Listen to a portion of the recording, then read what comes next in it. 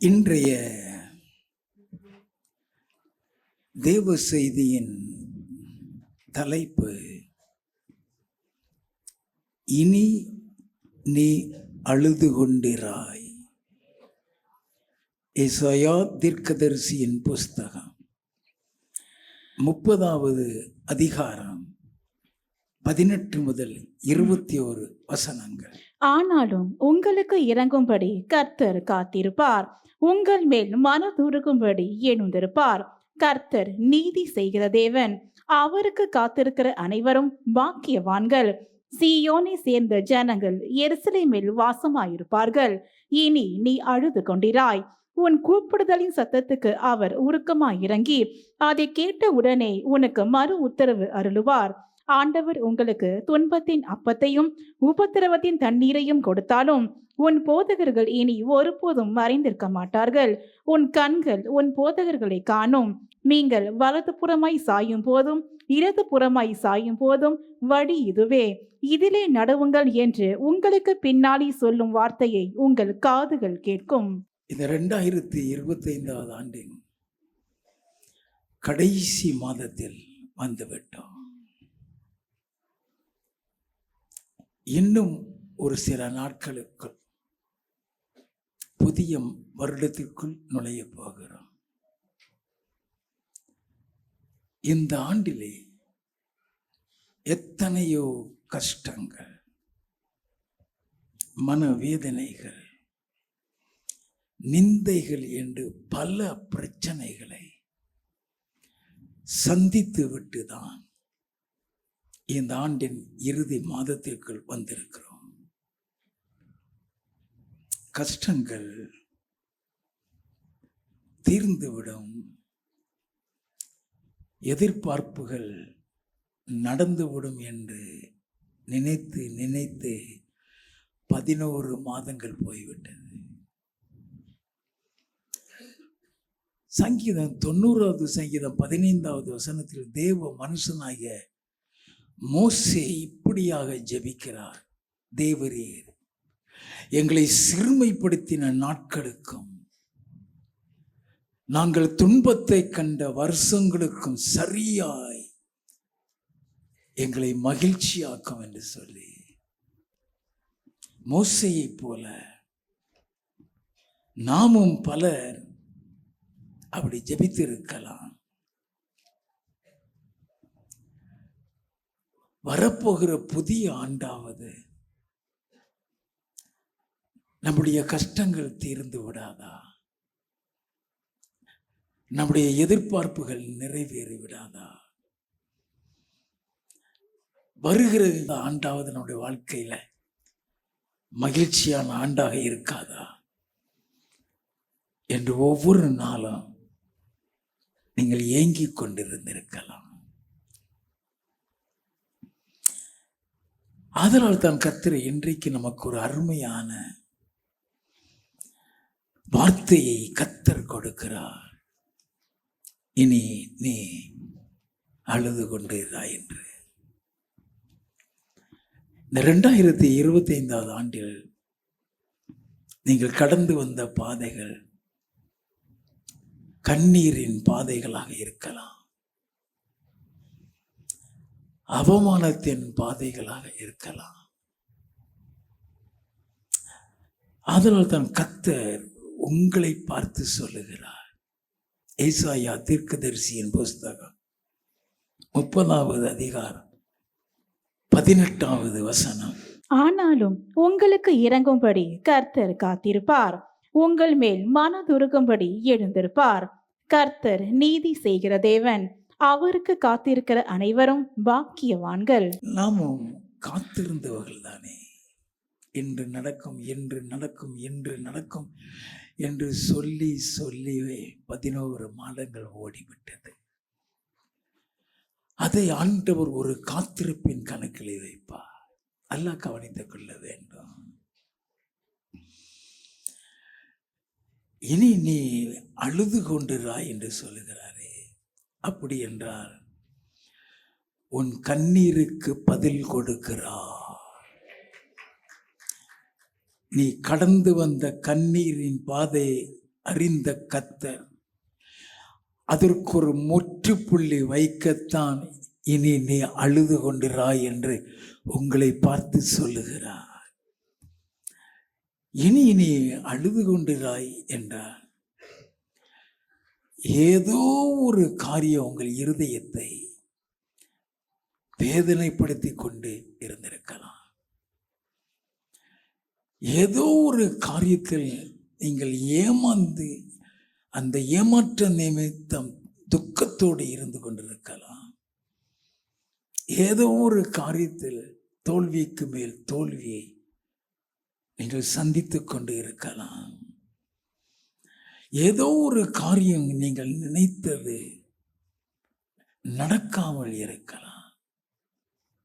நம்பின யாரோ ஒருவர் உங்களை ஏமாற்றி இருக்கலாம். அல்லது ஏதோ ஒரு காரியம் உங்களை பயமுறுத்தி கொண்டு இருந்திருக்கலாம். ஏதோ ஒரு காரியம் உங்கள் மன வேதனை அதிகரித்துக் கொண்டிருக்கலாம். ஏன் எனக்கு இந்த பாதை? ஏன் இந்த ஏமாற்றம்? ஏன் இந்த நம்பிக்கை துரோகம் என்று நீங்கள் நினைத்து நினைத்து வேதனைப்பட்டு கொண்டிருக்கலாம். உங்கள் கண்ணீரை துடைக்கும் கர்த்தர் உங்களை பார்த்து சொல்லுகிறார், இனி நீ அழுது கொண்டிராய் என்று. இனி நீ அழுது கொண்டிராய் என்றார். எந்த நேரமும் அழுது கொண்டே இருப்பாய் என்று அர்த்தம் அல்ல. உன் வேதனை உனக்கு மட்டும்தான் தெரியும். உன் கண்ணீரை உன் தலையினை மட்டும்தான் அறியும். உன் இருதயம் தேவனுக்கு மட்டும்தான் புரியும். யாரிடம் சொன்னாலும் நமக்காக பரிதாபப்பட போறதில்லை. யாரிடத்திலேயாவது சொன்னால் நம்மை அற்பமா தானே எண்ணுவார்கள் என்று அதை சொல்லக்கூட நீ விரும்பாமல் இருக்கலாம். பல சிந்தனைகள், பல ஏமாற்றங்கள், பல தோல்விகள் தொடர்ந்து உங்கள் வாழ்க்கையிலே வந்து கொண்டிருக்கலாம். உன் இருதயத்தை, உன் வேதனையை, உன் கண்ணீரை கண்ட கர்த்தர் சொல்லுகிறார், இனி நீ அழுது கொண்டிராய்.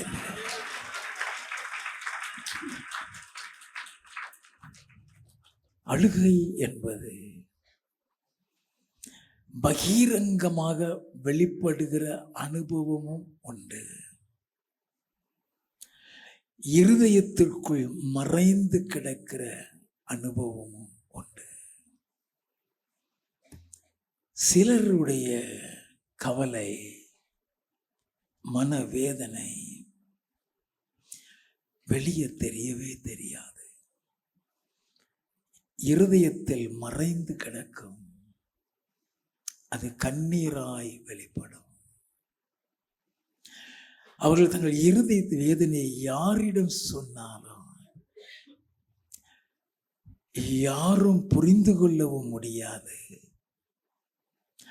அப்படி யாரும் புரிந்து கொண்டு ஆறுதல் சொன்னாலும் அந்த ஆறுதல் நமக்கு ஆறுதலை கொடுக்கவும் செய்யாது. ஏன்னா அது ஏன் ஆறுதலை கொடுக்காதுன்னா, நம்ம இருதயத்துல மறைந்து கிடக்கிற கவலையும் துக்கமும் நமக்கு மட்டும்தான் தெரியும். நல்லா தெரிந்து கொள்ள வேண்டும். அவர்களுக்குள்ளாகவே அழுவார்கள். அவர்களுக்குள்ளாகவே அந்த அழுகை மறைந்து கிடக்கும். அந்த வேதனையை யாராலும் மாற்ற முடியாது. அந்த கண்ணீரை யாராலும் துடைக்கவும் முடியாது.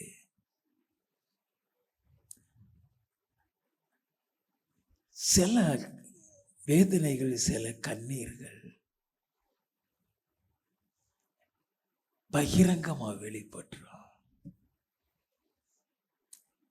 அடக்க முடியாம, மறைக்க முடியாம. ஏன் அழுகிறாங்க? யார்கிட்டையும் சொல்ல முடியாது. யார்கிட்ட சொன்னாலும் அற்பமா தான் எண்ணுவாங்க. யார் ஆறுதல் சொன்னாலும் ஆறுதல் ஆகாது. நல்லா தெரிந்து கொள்ள வேண்டாம். யாருக்குமே மற்றவருடைய வேதனையை புரிந்து கொள்ள முடியவே முடியாது. யாராலையும் முடியாது. Only when you undergo that path, அந்த பாதையில நீ கடந்து வந்தால் மாத்திரமே உன்னால் புரிந்து கொள்ள முடியுமோ வழிய மற்றபடியே யாராலையுமே அதை புரிந்து கொள்ள முடியாது. இந்த அழுகையை, இந்த கண்ணீரை, இந்த மனவேதனையை தெரிந்து கொள்ள வேதத்தில் இருந்து ஒரு சில பகுதியை வாசிக்க கேட்போம். 1 சாமுவேலின் புஸ்தகம் 1வது அதிகாரம் 1வது வசனம்.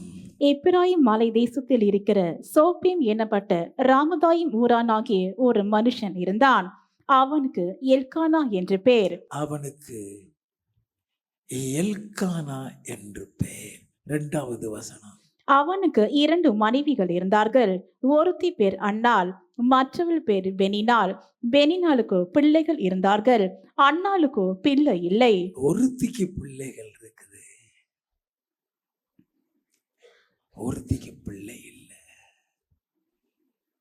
6வது 7வது வசனங்கள். கர்த்தர் அவள் கர்ப்பத்தை அடைத்தபடியினால் அவளுடைய சக்கலத்தை அவள் துக்கப்படும்படியாக அவளை மிகவும் விசனப்படுத்துவாள்.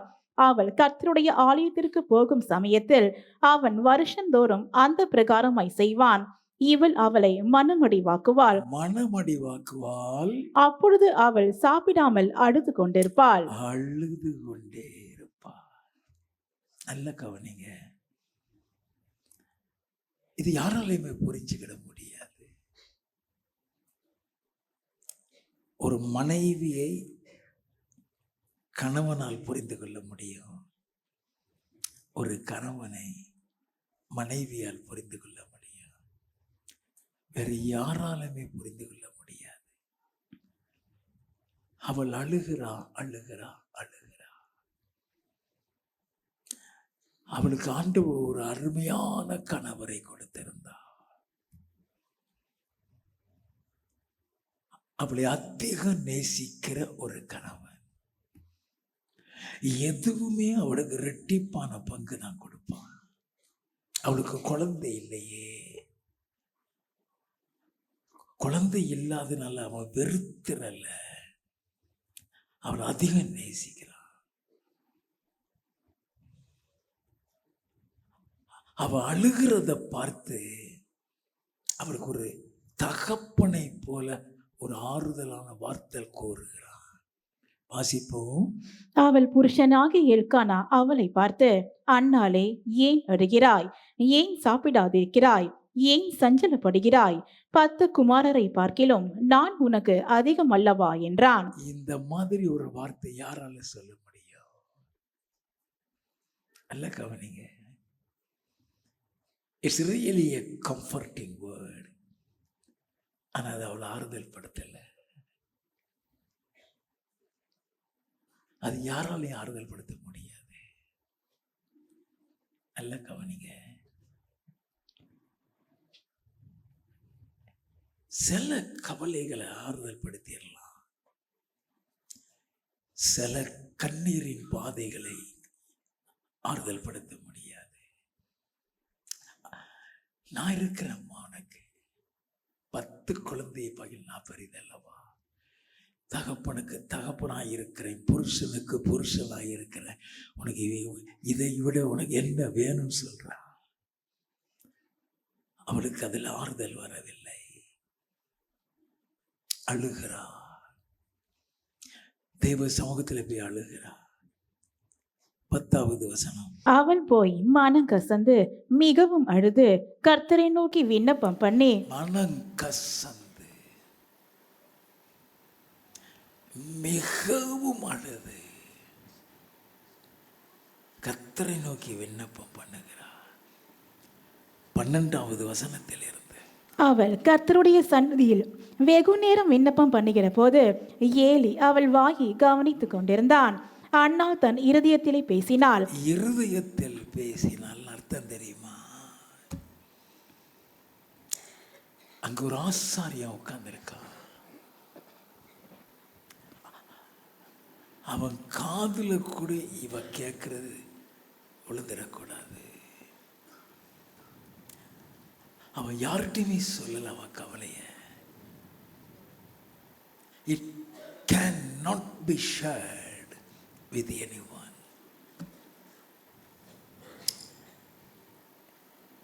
அவள் இருதயத்துக்குள் அழுகிற அனுபவம்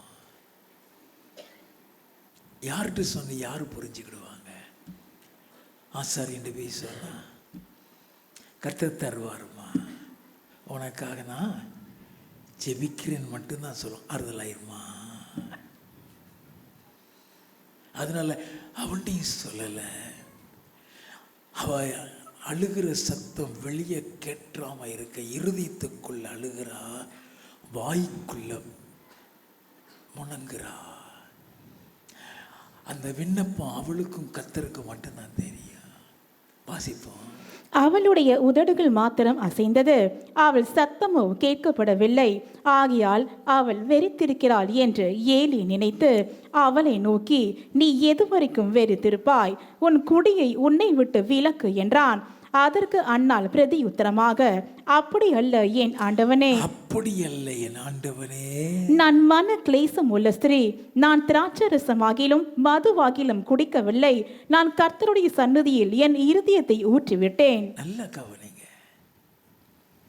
நான் எதுவும் அல்ல, மதுபானெல்லாம் குடிக்கலையா. நான் மன கிளேசம் உள்ளவர், நான் இருதயத்தில் வேதனை உள்ளவர். நான் யார்கிட்டையும் போய் சொல்ல முடியும்? நான் அதை எப்படி கத்தியாள முடியும்? அதனால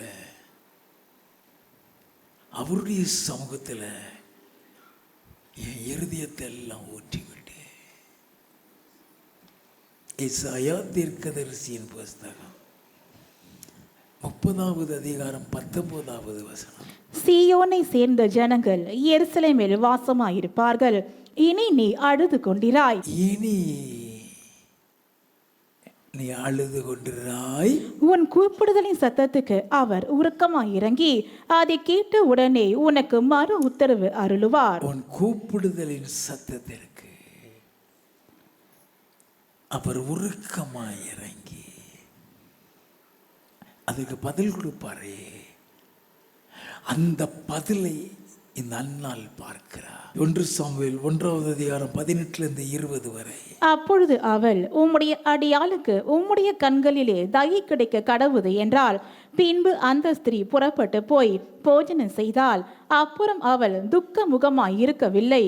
அவர்கள் அதிகாலையில் எழுந்து கர்த்தரை பணிந்து கொண்டு ராமாவில் இருக்கிற தங்கள் வீட்டுக்கு திரும்பி போனார்கள். எல்கானா தன் மனைவியாகிய அன்னாளை அறிந்தான். கர்த்தர் அவளை நினைத்தருளினார். கர்த்தர் அவளை நினைத்தருளினார். சில நாள் சென்ற பின்பு அன்னாள் கர்ப்பவதியாகி ஒரு குமாரனை பெற்று, நல்ல கவனிங்க, ஒரு குமாரனை பெற்று கர்த்தரிடத்தில் அவனை கேட்டேன் என்று சொல்லி, கர்த்தரிடத்தில் அவனை கேட்டேன் என்று சொல்லி அவனுக்கு சாமுவேல் என்று பெயரிட்டாள். இனி நீ அழுது கொண்டிருக்கிறாய். உன் கூப்பிடுதல் சத்தத்தை கேட்ட உடனே அவர் பதில் கொடுக்கிறாரே. ஏசாயா தீர்க்கதரிசியின் புஸ்தகம் 30வது அதிகாரம் 18வது வசனம். ஆனாலும் உங்களுக்கு இறங்கும்படி கர்த்தர் காத்திருப்பார். உங்களுக்கு இறங்கும்படி கர்த்தர் காத்திருப்பார், உங்கள் மேல் மனதுருகும்படி எழுந்திருப்பார். உங்கள் மேல் மனதுருகும்படி எழுந்திருப்பார். கர்த்தர் நீதி செய்கிற தேவன், நீதி செய்கிற தேவன். அவருக்கு காத்திருக்கிற அனைவரும் பாக்கியவான்கள். அல்லேலூயா. இவ்வளவு நாளும் நீங்க ஏமாற்றத்தோடு இல்லை, வேதனையோடு இல்லை.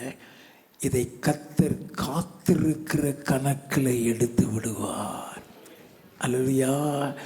நீங்கள் பாக்கியவான்களாய் இருப்பீங்க. அல்லேலூயா. இரண்டாவது, ஏன் அழுகை?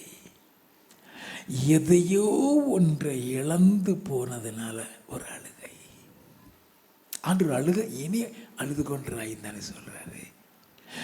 ஏதோ ஒன்றை இழந்து போகிறதுனால் உண்டாகிற சில நேரங்களில் நம்முடைய கவலை கண்ணீர் பகிரங்கமாய் வந்துவிடும். அண்ணாளுடைய வாழ்க்கையில் மறைந்து கிடக்கிறது, மறைந்து கிடக்கிற அனுபவம் உண்டு. பகிரங்கமாய் அந்த அழுகை வெளியே வருகிற அனுபவம் உண்டு.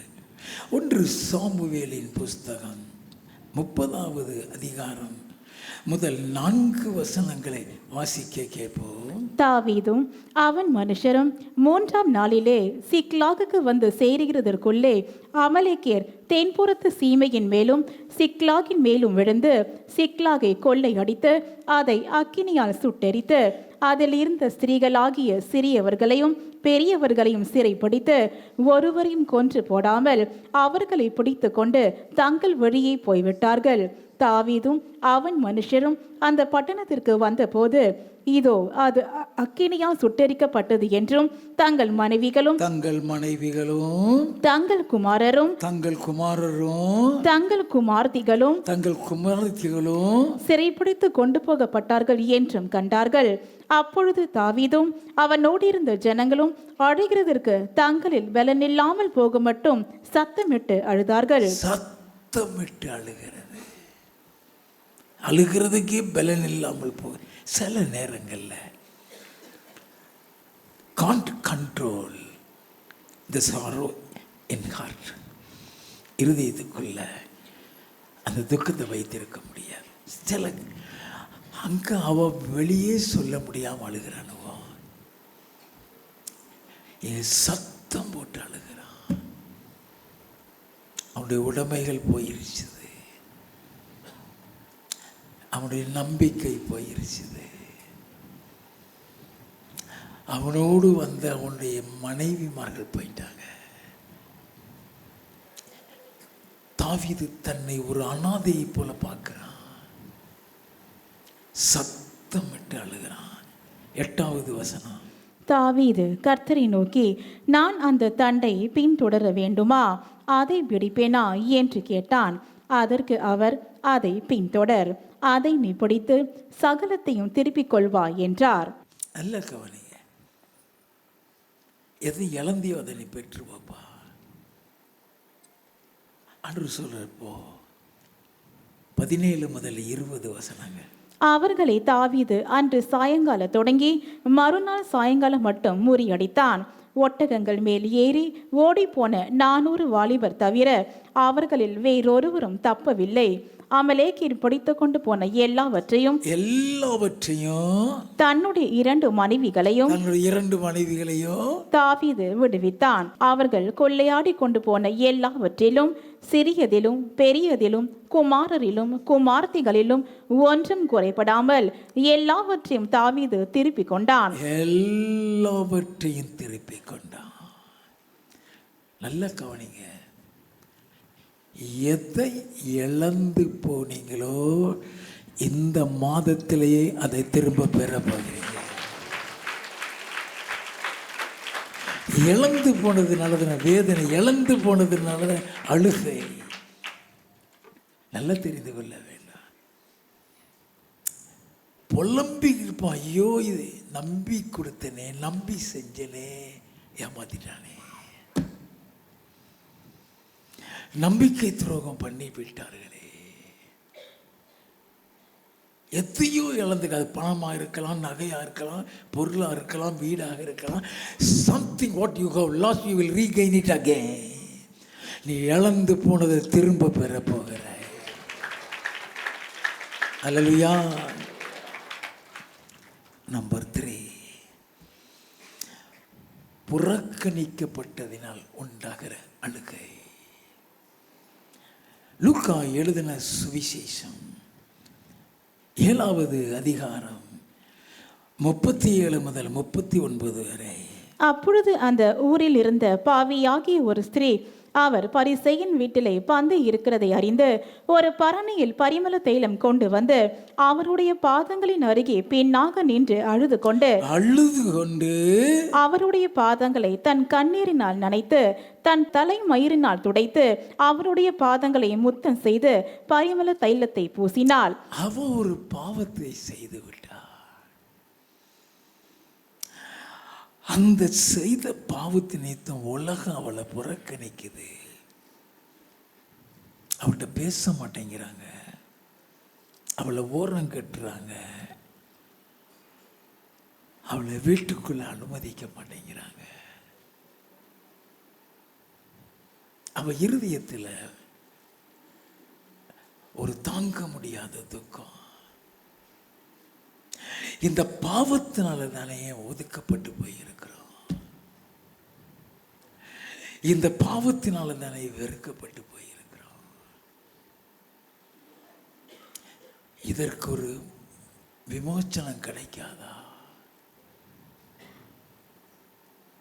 இதுக்கு ஒரு பிராயச்சித்தம் கிடைக்காதா? இதற்கு ஒரு மன்னிப்பு கிடைக்காதா?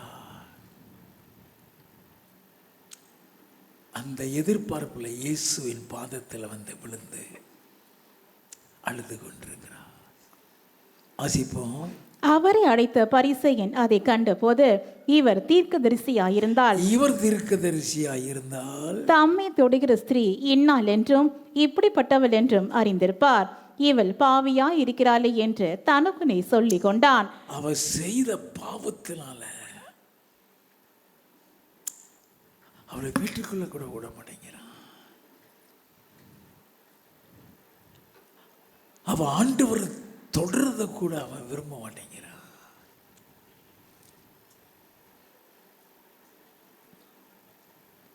இன்னைக்கு தீண்டாமைன்னு ஒண்ணு கிடக்குது. ஆனா பாவத்துல ஒரு தீண்டாமை. அதுக்கு தான் அழுகிறா. இன்னைக்கு அவளுக்குள்ள ஒரு சமாதானம் வேணும், அவளுக்குள்ள ஒரு விடுதலை வேணும். என்னைக்கோ செஞ்ச பாவம் இன்னைக்கு வரைக்கும் இருதயத்தை வேதனைப்படுத்துகிறது. இன்னைக்கு வரைக்கும் அந்த சமாதானம் இல்லையே. அல்லக்கா, நீங்க எவ்வளவுதான் நீ சந்தோஷமா வாழணும்னு நினைச்சா அந்த பாவம் ஞாபகம் வந்துடுது.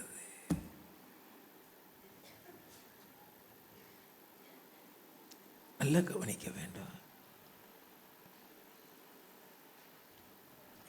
ஆண்டுடைய பாதத்தில் வந்து விழுந்துட்டு இருக்கிறா.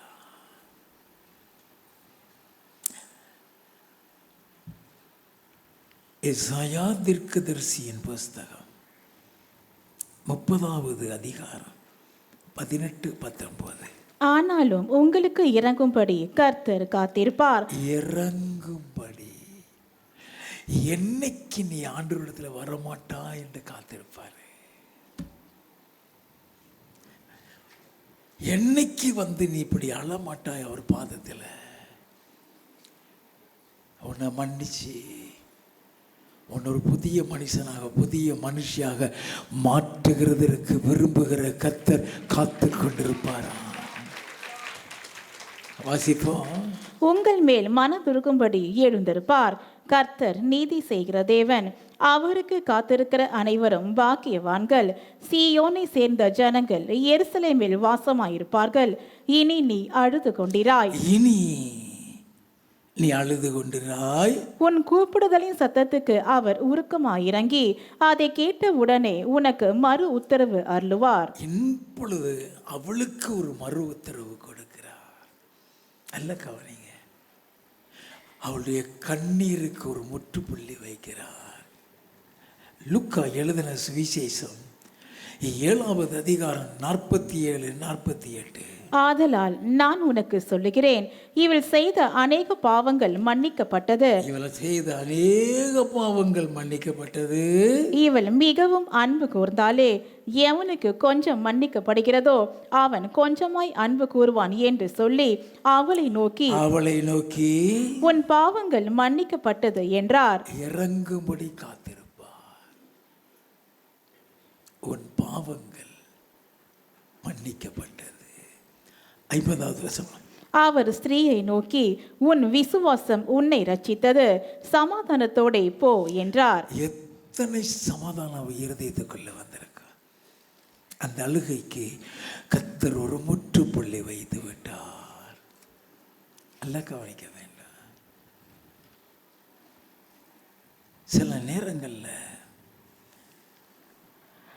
நம்ம செய்த பாவம் மறக்கவே மறக்காது. அது உங்க சமாதானத்தை கெடுத்து கொண்டே இருக்கும். அதுக்கு தான் ஆண்டவர் இயேசு இந்த உலகத்து வந்த நோக்கமே, ஸ்திரீ உன் பாவங்கள் உனக்கு மன்னிக்கப்பட்டதுன்னு சொன்னாரே, அதுக்கு தான் அந்த உலகத்துக்கு வந்தார். எல்லாம் தெரிந்து கொள்ள, அந்த பாவம் உன்னை குத்தி கொண்டிருக்கிறதா? அந்த நிமித்து நீ அழுது கொண்டிருக்கிறாயா? அந்த அழுகைக்கு இன்றோடு ஒரு முற்றுப்புள்ளி வைக்கிறார் கர்த்தர். அடுத்தபடியாக பிள்ளைகளை குறித்த கவலை. அந்த பிள்ளைகளை குறித்த கவலையினால தூக்கமே வராது. அழுது கொண்டே இருப்பாங்க. பிள்ளைக்கு அது செஞ்சிருமோ, இது வந்துருமோ, அப்படி நடந்துருமோ, இப்படி நடந்துருமோ, இப்படியாக ஒவ்வொரு காரியம் பிள்ளைகளை குறித்த கவலை. நல்லா கவனிக்க வேண்டும். எந்த தாயாராக இருந்தாலும் பிள்ளைகளை குறித்த கவலை இருக்கு. அந்த பிள்ளைகளை குறித்த கவலையினால் உண்டாகிற அழுகை. மார்க்கு எழுதின சுவிசேஷம் 9வது அதிகாரம் 17வது 18வது வசனங்கள்.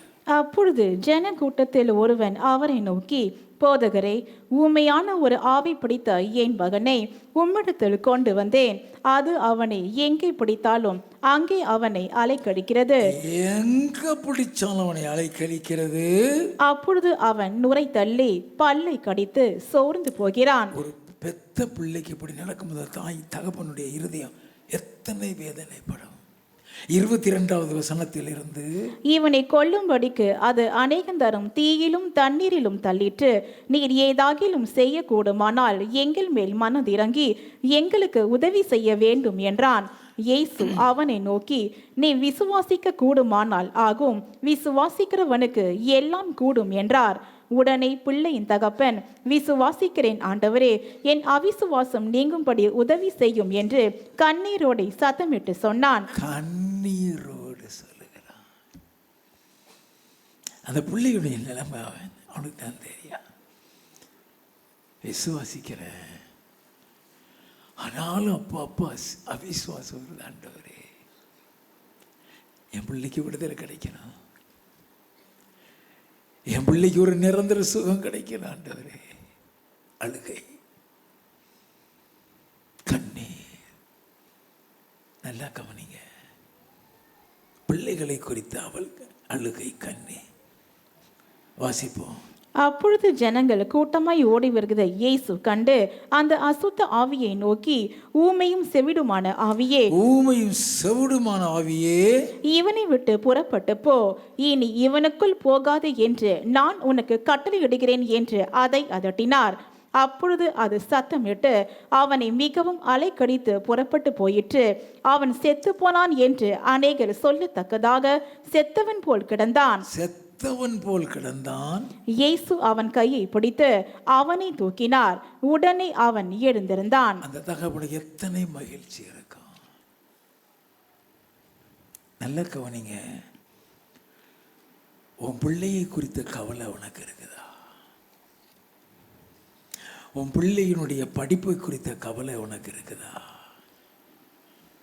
உன் பிள்ளையை குறித்த சுகவீனத்தை குறித்த கவலை உனக்கு இருக்குதா?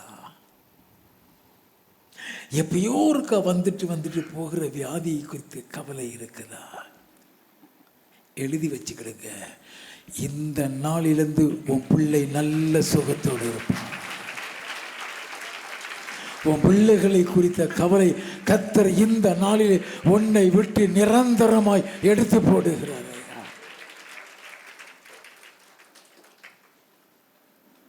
கடைசியாக வியாதியினால் உண்டாகிற கவலை. ஏதாவது ஒன்று செய்து நமக்கு ஏதாவது ஒரு பிரச்சனை ஒன்று இல்லை ஒன்று வந்துடுது. எசாயா தீர்க்கதரிசியின் புஸ்தகம் 38வது அதிகாரம் முதல் 5 வசனங்களை வாசிக்க கேட்போம். அந்நாட்களில் எசேக்கியா வியாதிப்பட்டு மரணத்துக்கு ஏதுவாயிருந்தான்.